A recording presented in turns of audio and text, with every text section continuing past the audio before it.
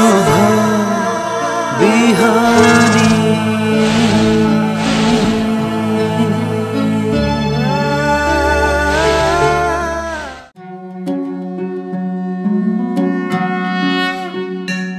ओम स्वस्ति प्रजाभ्यः परिपालयन्तां न्याय्येन मार्गेण गतं महिषा। गोब्राह्मणेभ्यः शुभमस्तु नित्यं। लोकाः समस्ताः सुखिनो भवन्तु। अखण्डमण्डलाकारं व्याप्तमेन चराचरं तत्पदं दर्शितं येन तस्मै श्रीगुरवे नमः। समादरणीय दर्शकवृन्द, इमेज च्यानल को शुभ बिहानी कार्यक्रम मार्फत हामी उपस्थित भइसकेका छौं। हामीले श्रीमद् भगवत गीता को बारेमा निरन्तर विचार विमर्श गर्दै आएका छौं। सम्पूर्ण मानव जीवन को कल्याण को निमित्त यो गीता को उपदेश गरिएको। यहाँ अर्जुनलाई एउटा आधार बनाएर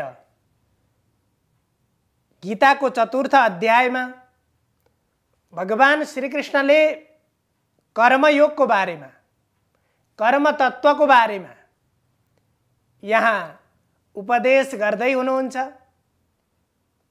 र कर्मयोगीले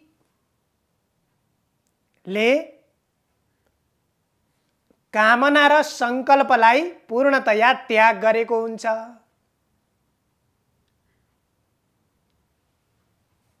त्यसलाई त्याग गरिसकेपछि बल्ल त्यो मनुष्य कर्मयोगी बन्छ। बल्ल त्यो मनुष्यले कर्मयोगको मार्गबाट मोक्ष प्राप्त गर्दछ। भनिसकेपछि यहाँ फेरि त्यो कर्मयोगीको कर्म र शारीरिक कर्म मात्रै गरे पनि मन, शरीर र अन्तःकरण इन्द्रियहरूलाई यदि विजय प्राप्त गरेको छ भने त्यो व्यक्ति कर्मयोगी नै हो। उसलाई कुनै पनि शारीरिक कर्म मात्रै गर्दा पनि दोष लाग्दैन भनेर भनिसकेपछि फेरि यहाँ भन्नुहुन्छ, यदृच्छा लाभ सन्तुष्टो यदृच्छा लाभ सन्तुष्टो द्वन्द्वातीतो विमत्सरः। जो इच्छा लाभबाट सन्तुष्ट छ, अर्थात इच्छा कुनै पनि इच्छा नगरिकन स्वाभाविक रूपमा प्राप्त भएको चीजबाट जुन व्यक्ति सन्तुष्ट छ, द्वन्द्वातीतो विमत्सरः। द्वन्द्वातीतः, अब त्यसरी प्राप्त भएका पदार्थहरूमा ऊ द्वन्द्वदेखि अतीत छ, अलग छ। अर्थात ऊ द्वन्द्वातीतः भनेको तृप्त छ, ऊ सन्तुष्ट छ। केबाट सन्तुष्ट छ भन्दाखेरि इच्छा नगरिकन प्राप्त भएका वस्तुबाट। किनभने उसले कर्म गरिराखेको छ। कर्म गरिसकेपछि स्वाभाविक रूपमा प्राप्त हुने चीज, उसले स्वाभाविक रूपमा जुन वस्तु प्राप्त गर्छ त्यो चीज, र त्यसरी त्यो स्वभावजन्य अवस्थामा प्राप्त गरेको वस्तुबाट त्यो व्यक्ति तृप्त छ। अब त्यो तृप्त व्यक्ति यदृच्छा लाभ सन्तुष्टो, यहाँ त्यो कर्मयोगीका विशेषताहरू कस्तो प्रकृतिको हुन्छ र त्यो कस्तो व्यक्तिले कर्मयोगको मार्गबाट साधना गरेर सिद्धि प्राप्त गर्नको लागि उपयुक्त हुन्छ। अब अथवा कस्ता व्यक्ति कर्मयोगी बन्ने, कस्ता व्यक्ति ज्ञान योगी बन्ने, कस्ता व्यक्ति भक्ति योगी गर्ने, कर्म को उपासना गर्ने कि ज्ञान को उपासना गर्ने कि भक्ति को उपासना गर्ने, यसमा पनि निर्णय गर्नुपर्छ, यसमा पनि निश्चय गर्नुपर्छ। हामीलाई यहाँबाट कुनै गन्तव्यमा जानुपर्ने छ। त्यो गन्तव्यमा जानको लागि अब तीनवटा बाटा छन्। अगाडि तीनवटा बाटा छन्। अब ती तीनवटा बाटाबाट जाँदै गर्दा हामीले गन्तव्य हेर्छौं, त्यो मार्ग हेर्छौं, बाटो हेर्छौं, त्यो बाटो कस्तो छ भनेर हेर्छौं। त्यसपछि कुन बाटोबाट जाँदाखेरि म छिटो पुग्न सक्छु, सजिलो गरी पुग्न सक्छु, हामीले जसरी विचार गर्छौं त्यस्तै यहाँ पनि त्यो मोक्ष प्राप्तिको निमित्त कुन मार्गबाट जाने, कर्मको मार्ग अनुसरण गर्ने अथवा ज्ञानको मार्ग अनुसरण गर्ने अथवा भक्तिको मार्ग अनुसरण गर्ने, तीनवटा मार्गबाट उपेय प्रतिपत्त्यर्था उपाया अव्यवस्थिता भने जस्तै अब त्यो एउटा प्राप्ति योग्य वस्तु, एउटा वस्तु प्राप्त गर्नको लागि उपाय धेरै हुन्छन्। त्यसकारण ती विभिन्न उपाय मध्ये एउटा उपाय निश्चय गर्नुपर्छ। त्यस्तै कर्मयोगको मार्गलाई अनुसरण गर्नको लागि आफू कर्मयोगी बन्नुपर्छ। कर्मयोगी भनेको इच्छा र कामना र संकल्पलाई त्याग गरेको हुनुपर्छ।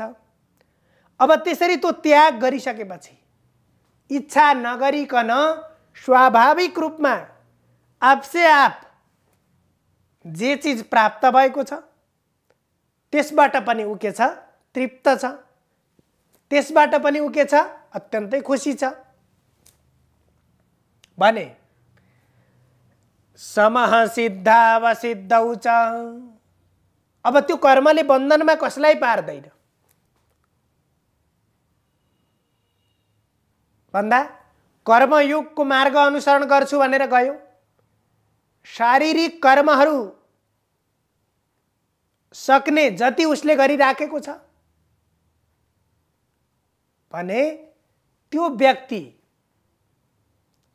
कर्म गर्दैमा मुक्त हुन सक्दैन। कर्म गर्दैमा त्यो व्यक्तिले मोक्ष प्राप्त गर्न सक्दैन। किन सक्दैन त भन्दा त्यो व्यक्ति बन्धनमा पर्छ। अब यदि त्यो मार्गमा हिँड्नको लागि त्यो व्यक्ति योग्य छैन, जस्तो कि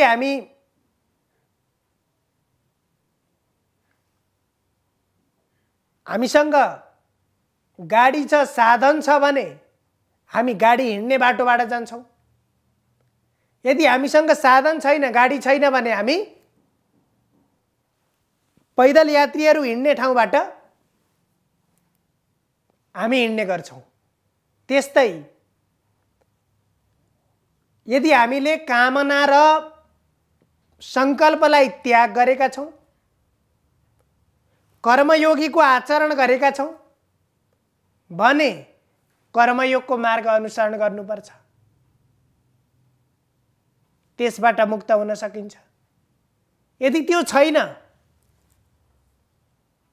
भने हामी त्यही अनुसारको मार्ग हामीले निश्चय गर्नुपर्छ। अब त्यसकारण पनि यहाँ भगवानले एउटा मार्गको बारेमा नबताएर अर्जुनलाई पनि सबभन्दा पहिले के गर्नुभयो? सांख्य योगको बारेमा बताउनुहुन्छ दोस्रो अध्यायमा। त्यसपछि भक्ति योगको बारेमा बताउनुहुन्छ अनि बल्ल अन्त्यमा कर्म योगको बारेमा बताउनुभयो। त्यसपछि अर्जुनले भगवानलाई प्रश्न गरे। हजुरले यी विभिन्न मार्ग बताउनुभयो, म कुन मार्गबाट अघि बढ्दा कल्याण हुन्छ भन्दा अर्जुनको निमित्त कर्मको मार्ग उपयुक्त छ, तर त्यो कर्मको मार्गबाट जानको लागि पनि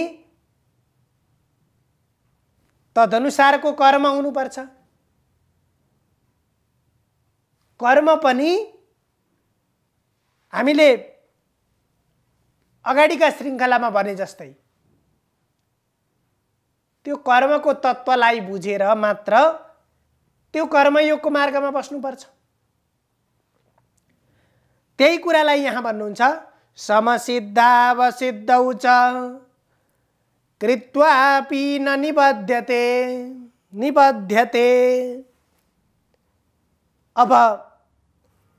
अब त्यसरी स्वाभाविक रूपमा प्राप्त भएको वस्तुमाथि ऊ तृप्त छ, उसलाई कुनै ईर्ष्या छैन, कुनै पनि किसिमको अतृप्ति छैन, कुनै पनि किसिमको भय छैन, अर्थात् द्वन्द्वातीत भएर मत्सर रहित। विमत्सरः भनेको ईर्ष्यादेखि पनि रहित छ। विभिन्न शत्रुहरू छन् नि, विभिन्न आन्तरिक रूपमा नै शरीरभित्र द्वन्द्व मच्चाउने चिजहरू छन्। एउटा बाह्य द्वन्द्व हुन्छ जो हामीले आँखाले देख्न सक्छौँ, तर त्यो आन्तरिक द्वन्द्व भनेको काम, क्रोध, लोभ, मोह, मद, मात्सर्य यिनको बीचमा हुने द्वन्द्व, त्यो द्वन्द्व बाह्य द्वन्द्वभन्दा झन् खतरनाक हुन्छ। त्यसले पनि अभिष्ट प्राप्ति गर्न दिँदैन। त्यसैले यहाँ भन्नुभयो समसिद्धावसिद्धौ च, समः सिद्धौ असिद्धौ च। अब सिद्धिमा पनि ऊ बराबर छ, असिद्धिमा पनि बराबर छ। अगाडि भने जस्तै समत्वम योग उच्यते। अब यहाँ कर्म मात्रै नभनेर कर्मयोगी किन भनेको छ? ज्ञान, कर्म, भक्ति मात्रै नभनेर ज्ञान योग, कर्मयोग, भक्ति योग भनेर यहाँ किन भनिएको छ भन्दा ती योगका मार्गबाट जानको लागि समत्व चाहिन्छ पहिला। त्यही समत्वम योग उच्यते, त्यही समत्वलाई योग भनेर भनिन्छ।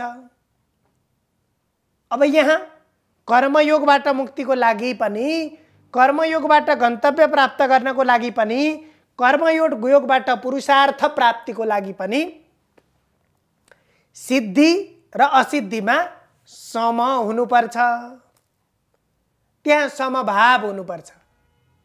यदि समभाव छैन भने फेरि त्यही द्वन्द्व हुन्छ, फेरि त्यही ईर्ष्या उत्पन्न हुन्छ, फेरि त्यही क्रोध उत्पन्न हुन्छ, अनि जसले गर्दा त्यही आसक्ति उत्पन्न हुन्छ, जसले गर्दा फेरि मनुष्यलाई बन्धनमा पारिदिन्छ। अनि ऊ त्यो बन्धनबाट मुक्त हुन कहिल्यै पनि सक्दैन।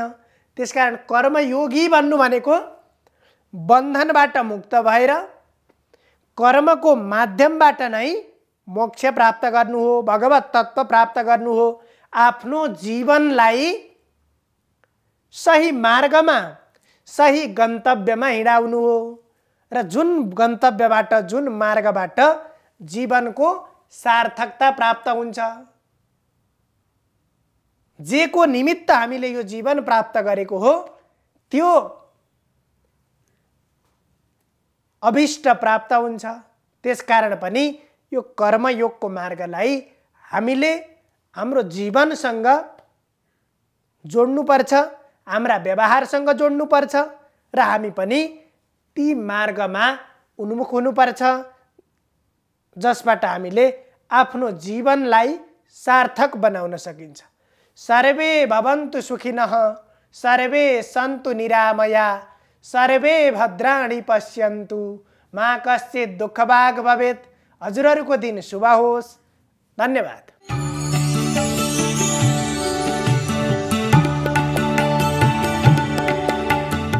नमस्कार, तपाईको आजमा स्वागत छ। म ज्योतिष आचार्य नारायण प्रसाद भण्डारी सधैँ झैँ दैनिक पञ्चाङ्ग र राशिफलको साथमा उपस्थित भइसकेको छु। सुरु गरौँ आजको पञ्चाङ्गबाट।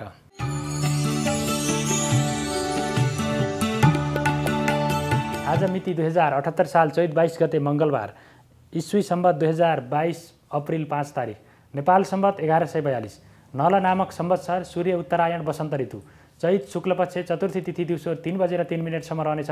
तदुपरान्त पञ्चमी तिथि सुरु हुनेछ। कृतिका नक्षत्र दिउँसो 4:23 रहनेछ। तदुपरान्त रोहिणी नक्षत्र सुरु हुनेछ। प्रीति योग, भद्राकरण, आनन्दादि योगमा गद योग रहेको छ। आज चन्द्रमा वृष राशिमा भ्रमण गर्नेछन्। आज दिउँसो 3 बजेदेखि 4:30 राहुकाल रहने भएकाले त्यस अवधिमा सम्भव भएसम्म कुनै पनि शुभ कार्यको थालनी नगर्नुहोला। आज मङ्गल चौथी व्रत गर्ने दिन पनि परेको छ। काठमाडौँमा सूर्योदय बिहान 5:52 भयो भने सूर्यास्त साँझ 6:23 हुनेछ। अब लागौँ 12वटा राशिहरूमा ग्रहहरूको प्रभाव आजको दिनमा के कस्तो रहनेछ भन्नेतर्फ। मेष राशि हुनेहरूका लागि आजको दिन केही चुनौतीपूर्ण रहेको देखिन्छ। आजको दिनमा सन्तान पक्षका क्रियाकलापहरूको कारणले गर्दाखेरि मनमा असन्तोष उत्पन्न हुनेछ। दाम्पत्य जीवनमा केही मनमुटाव उत्पन्न हुनेछ। असमझदारी सिर्जना हुने देखिन्छ भने आर्थिक रूपमा अभावको सिर्जना गर्नुपर्ने अवस्था रहेको हुनसक्छ। आत्मीयजनहरूबाट धोका प्राप्त हुनसक्छ भने आर्थिक क्रियाकलापहरू पनि केही ठप्प भएर जानेछन् अथवा व्यापार व्यवसायमा नोक्सानीको अवस्था पनि सिर्जना हुन सक्ने समय रहेको हुनाले आजको दिन केही प्रतिकूल छ। संयमताका साथ अगाडि बढ्नुहोला। वृष राशि हुनेहरूका लागि आजको दिन अत्यन्तै अनुकूल रहेको देखिन्छ। विशेष गरी आजको दिनमा भूमि भवन वाहन सम्बन्धी कारोबारहरूबाट मनज्ञ रूपमा आर्थिक उपलब्धि हासिल गर्न सकिने समय रहेको देखिन्छ भने आत्मीयजन अथवा मित्रजनहरूबाट उचित सहयोग प्राप्त गर्न सकिनेछ र महत्त्वपूर्ण काम सिद्धि गर्न सकिने देखिन्छ। त्यसै गरी आत्मविश्वास र सकारात्मक सोचको कारणले गर्दाखेरि मन पनि अत्यन्तै आनन्दित बन्ने देखिन्छ र साथीभाइहरूमाझ पनि आफ्नो कार्य मार्फत उनीहरूमाझ आफ्नो प्रशंसा प्राप्त गर्न सकिने समय रहेको छ। समय अनुकूल छ। सदुपयोग गरेर अगाडि बढ्नुहोला।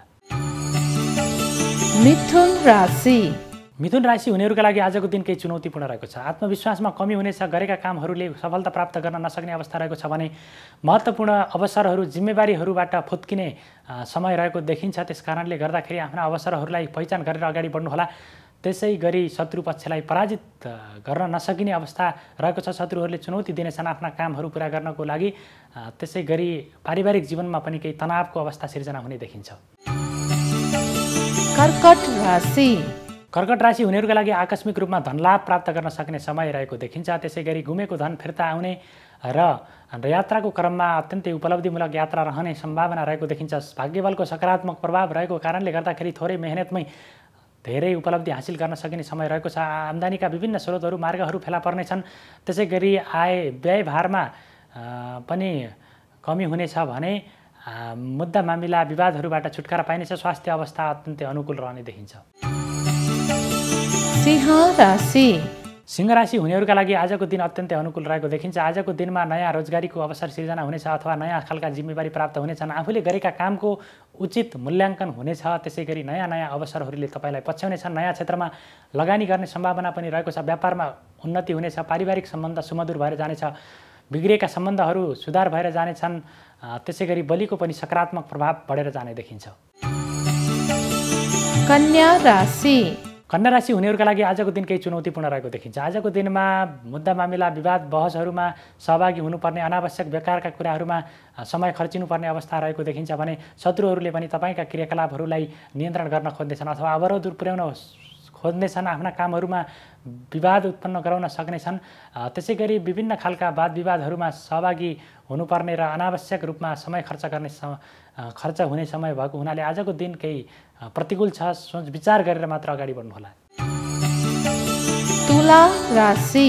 तुला राशि हुनेहरूका लागि आजको दिन अनुकूल रहेको छ। आम्दानीका विभिन्न क्षेत्रहरू मार्गहरू प्रशस्त रूपमा फेला पर्नेछन्, आफ्ना कामको उचित मूल्याङ्कन हुनेछ, लामो समयदेखि कुरिएको अथवा प्रतीक्षा गरिएको खबरबाट मन अत्यन्तै उत्साहित हुनेछ, शुभ खालका समाचारहरू सुन्न प्राप्त गर्न सकिनेछ, सन्तान पक्षका क्रियाकलापबाट मनमा सन्तोष उत्पन्न हुनेछ भने नयाँ खोज अनुसन्धानको क्षेत्रमा पनि मनज्ञ उपलब्धि हासिल गर्न सकिने समय रहेको छ।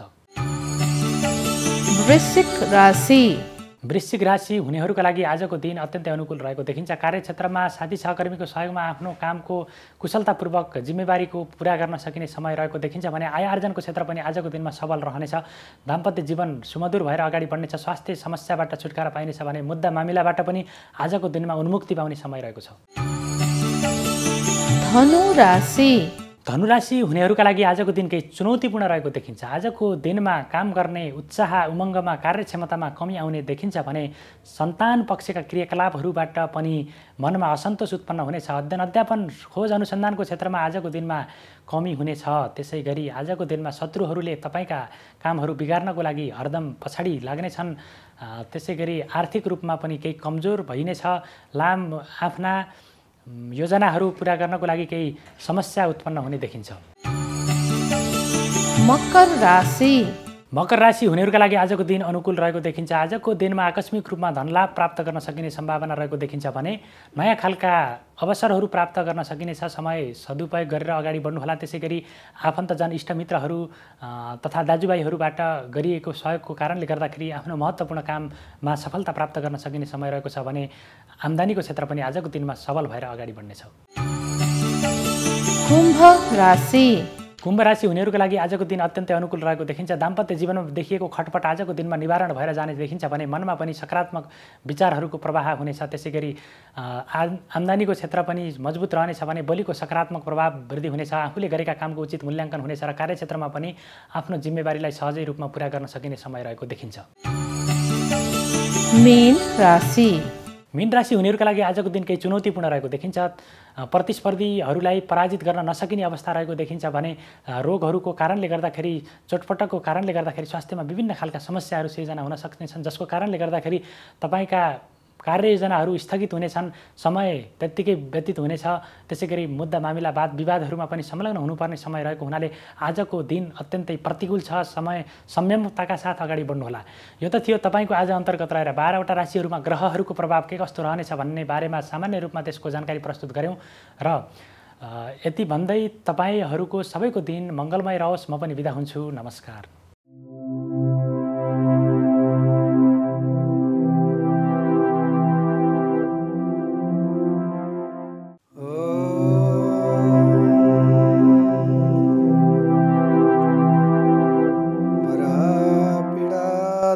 बपु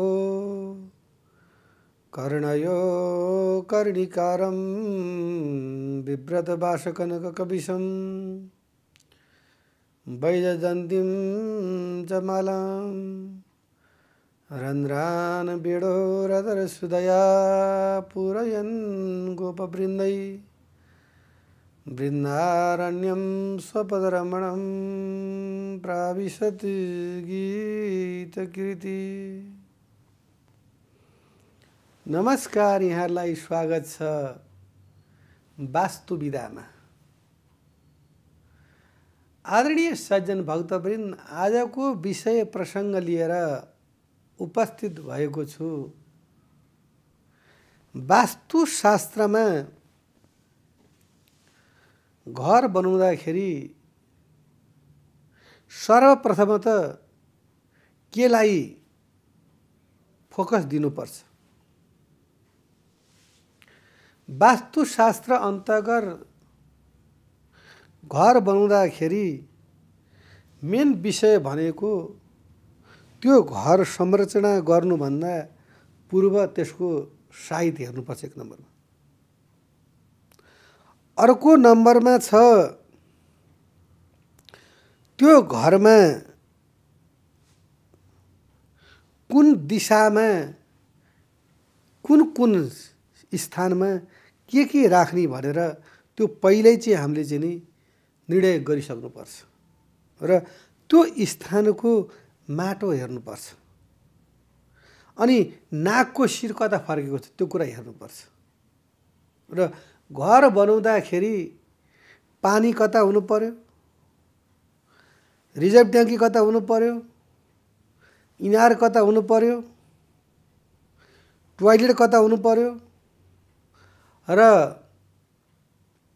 हाम्रो पाकशाला अग्नि कुन ठाउँमा हुनु पर्यो, त्यो कुरा चाहिँ हामीले विशेष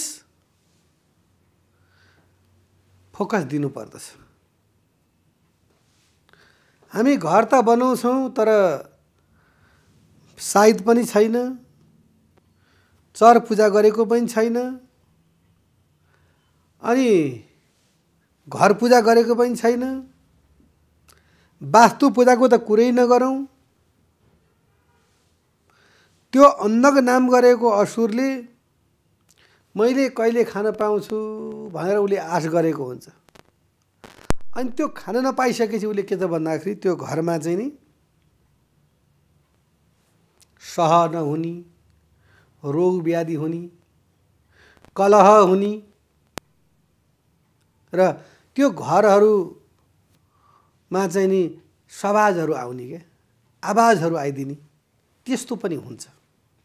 र हामीले प्रथमतः पहिला वास्तु देखाउनु पर्यो।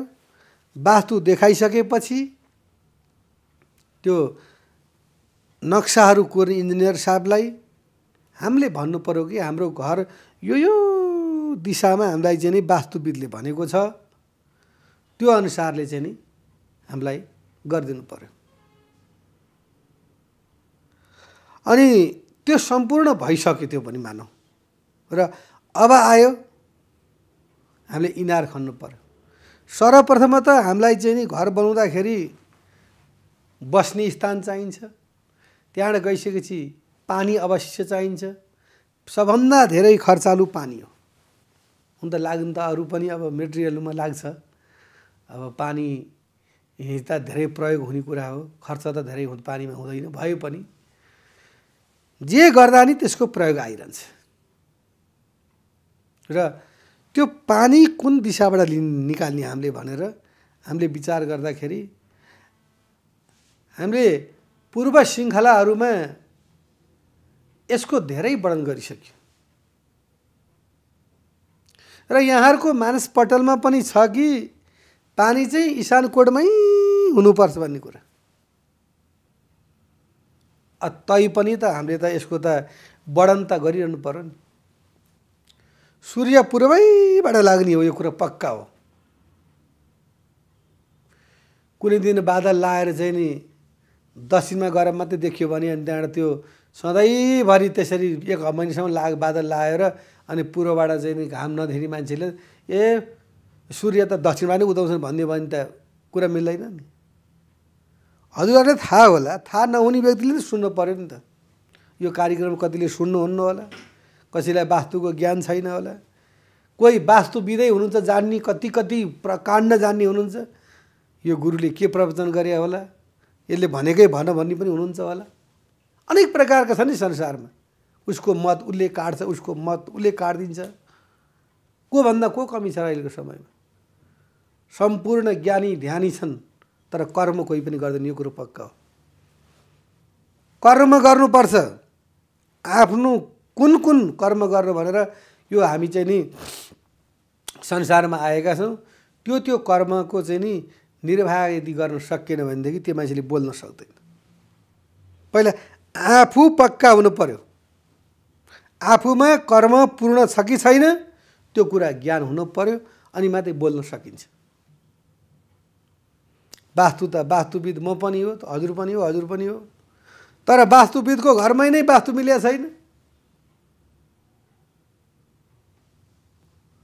उखान छ नि हाम्रो नेपालीमा, उखान अहिले त सबै चाहिँ नि जुन जातले नि जुन काम पनि गर्न मिल्छ, जातभात केही पनि छैन, हाम्रो त्यस्तो बनाएको छ।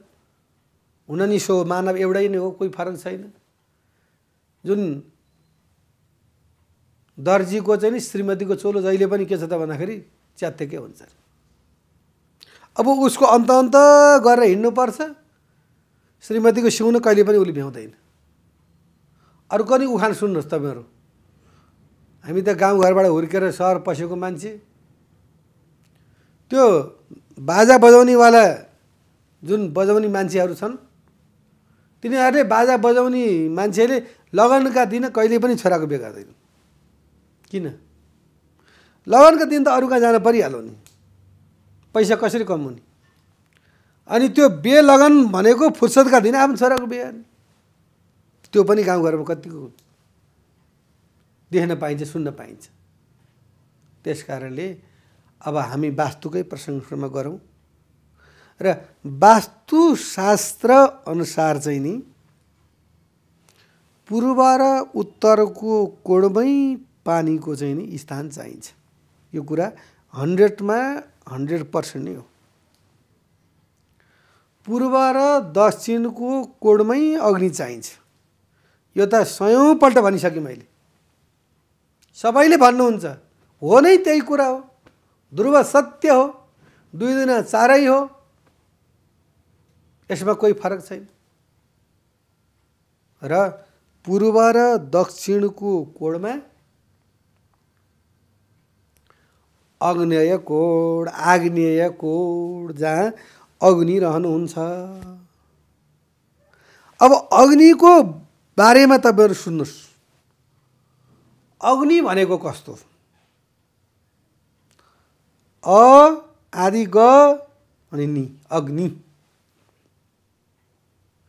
जन्मदा अग्नि, जात संस्कार गर्दा अग्नि, सेक्दा अग्नि, ताप्दा अग्नि, न्वान गर्दा अग्नि, हवन गर्दा अग्नि, बिहान बेलुका पकाउँदा अग्नि, तेल लाउँदा अग्नि। त्यो जीवन पर्यन्त अग्निकै काम हो। अग्नि नभइकै चल्छ। सूर्यको चाहिँ नि किरण नभइकन के चल्छ? केही पनि चल्दैन। त्यस कारणले अब हजुरको जीवन पुरै अग्नेय कोणको काम रहेछ। अग्निले चाहिँ नि चलाउँदै लिएर गयो। अन्तिममा यो पञ्चभौतिक शरीर ढल्यो। यसको काम छैन। अब यो बोल्ने चरो प्राण वायु निक्लेपछि के काम छ र? सकियो। हटौ हटौ हटौ हटौ। एकछिन, 1 सेकेन्ड, 1 मिनट पनि राख्दैन। छिटो लानु पर्यो, छुनु भएन। ल अहिलेसम्म मम्मी बाबा आमा हजुरबाबा सम्पूर्ण नाता गोता, अब नाता गोता चट। यानी त्यो शरीर ढलिसके पश्चात पनि त्यसलाई चाहिँ नि प्रभावित गर्नलाई, त्यसलाई त्यस शुद्धिकरण गर्नलाई, त्यसलाई जलाउनको लागि पनि अग्नि नै चाहियो, दाउरै चाहियो। हेरी बक्स्यो त कस्तो अग्निको महत्त्व छ। अब त्यो अग्निदाह संस्कार भइसक्यो। अनि त्यो चितापिण्ड दिए। जब घर फर्किन लागिसकेपछि अनि त्यहाँ चाहिँ नि एउटा काँडो राखेर यसो घिउ गरेर फेरि अग्नि नै त्यहाँ बालेर चाहिँ दाउरा बालेर या पराल बालेर अनि त्यहाँ नागेर घर आइन्छ। ऐ त बुवा हो नि, ऐ त आफन्त स्वजन हो नि। अहिले के भयो? प्रेत आत्मा। अहिले प्रेत आत्मा भयो। ओहो संसार। यसो आँखा बन्द गरेर एकछिन ध्यान गरेर सोच्नुहोस् त के छ र यो संसार। अहिले भर्खरको माता, अहिले भर्खरको पिता, अहिले भर्खरको पुत्र, अहिले भर्खर के भयो? प्रेत आत्मा। त्यो आत्मामा प्रेत भन्ने शब्द जोडियो। अब त्यो दशक्रिया सम्पूर्ण गर्न के चाहियो? अग्नि चाहियो। अनि अग्निको त वर्णन गरिसकेन, कतिखेर अग्नि छुट्छ र? त्यस कारणले अग्निको वर्णन हामी नगरौँ। हामी कता जाउँ? वास्तुको वर्णन गरौँ। र वास्तुमा ईशान र आग्नेय कोणको बारेमा यहाँलाई पूर्ण ज्ञान भयो, भलीभाँति भयो, पूर्णता भयो। अब 4 कोणहरू छन्, त्यसमा 2 कोणका त भए, अब वायव्य कोणतर्फ चाहिँ नि को बस्नुहुन्छ त भन्दाखेरि वायुदेव भगवान, मरुदगणहरू 49 मरुदगणहरू बस्नुहुन्छ। उहाँहरू त्यो उहाँहरूको स्थान हो। र अनि नृत्य कोण, वायव्य कोण भनेको उत्तर र पश्चिमको कोणलाई वायव्य कोण भनिन्छ। र अब दक्षिण र पश्चिमको कोणमा नृत्य नाम गरेको दानव बस्नुहुन्छ। र त्यो नृत्य नाम गरेको दानवले त्यो स्थानमा कहिल्यै पनि फोहोर पार्नुहुन्न, सुग्घर सफा राख्नुपर्छ। अब अस्ति एउटा चाहिँ कल आयो, ईशान कोणमा टोयलेट नबनाई भएन गुरु, उपाय के छ? अब बनाउनै हुँदैन त, उपाय के छ? अनि जगै त्यस्तो छ, जगै त्यस्तो भए पनि त्यसलाई चाहिँ सार्नै पर्छ भन्ने उहाँ अलिकति रिसाउनु भयो। अब भगवानको मन्दिरमा टोयलेट भयो भने त त्यो त धेरै वास्तुदोष पर्यो नि त, गर्नै मिलेन। त्यो चाहिँ नि ठुलो त्यसको वास्तुदोष लाग्दछ। र यी 4 कोण धेरै वास्तु मैले बताउन नसके पनि, हजुरहरूले बुझ्न नसके पनि, ईशान र आग्नेय कोण, वायव्य र नैऋत्य कोण, यी 4 कोण त हजुरलाई थाहा भएन। पूर्व र पश्चिम, उत्तर र दक्षिण त लाटाले पनि थाहा पाउँछ। र यी 4 कोण 8 कोण भए। र यी 8 कोणमा चाहिँ नि कुन कुन संरचना गर्दा राम्रो हुन्छ भन्ने विषय वास्तुविदलाई राखेर यदि गरियो भने हजुरका सम्पूर्ण दोषहरू टाढा हुन्छन् भन्दै आजको कार्यक्रमबाट बिदा चाहन्छु। हस्त नमस्कार। शुभ बिहानी।